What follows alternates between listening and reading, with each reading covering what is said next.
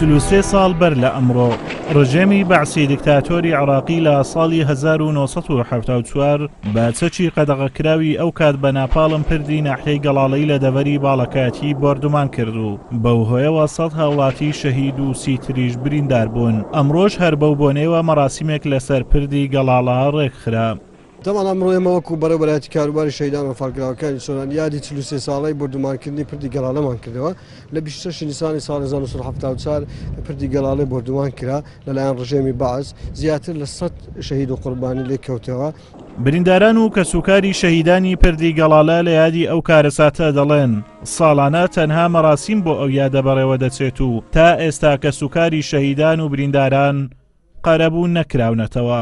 ئەمن وەکی بریندارێکیەوە تقریبان ئەو سەفەری چارمین جارە بێم دوای 43 ساڵ هەتا ئێستا نە ئەو بریندارانە نە ئەو شەهیدان هیچەند لۆ نەکرایە. داواکارن ئیشاڵە ئەو شەهیدانە ئەو بریندارانە شەچەند لۆ بکرێ. بەڵام کارەساتی پردی گەڵاڵێ لەبەرەوەی وای لێدا بە ناپاڵمی لە هەنگی بەردەکەیدا لەبەرەوە لەی نەتەزانی ئەوە جەنازەی منداڵە، ئەوەی ژنە، ئەوەی پیاوە، ئەی گەورەی کچکەیە ئەنواع نەفەری لەبن ئەو خەڵکی لەبن ئەو بەردەیدا بوو. جا کارەساتی گەڵاڵی کارەساتی زۆر گەڕوو، بەڵام کارەساتی گەورەتر لە باڵەکایەتی ڕوودایە.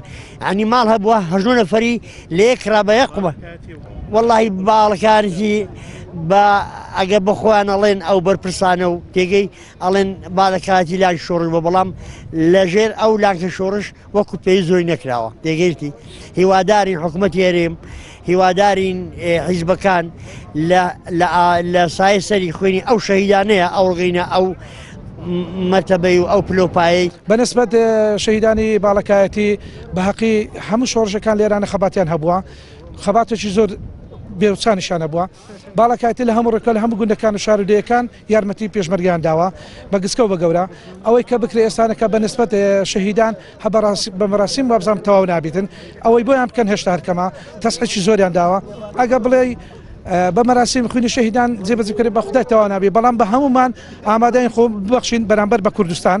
ناوچەی باڵەکایەتی خاوەنی قوربانیدانێکی زۆر بۆ لە شۆڕشەکانی کووردا و لەو پێناوەدا جگە لە ماڵوێران بوون و ئاوارەبوون سەدان شەهید و برینداریان داوە و خەڵکی باڵەکایەتی وەک خۆیان دەڵێن بەرپرسان زۆر جار بە خۆیان دەڵێن قەرزاری باڵەکایەتین، کەچی تەنها قسەیە و هیچ بەڵێنێک بۆ دانیشتوانی باڵەکایەتی نابەنە سەر. ئازادۆمەراوەی کەناڵی ئاسمانی پەیام، ناحیەی گەڵاڵە، قەزای چۆمان.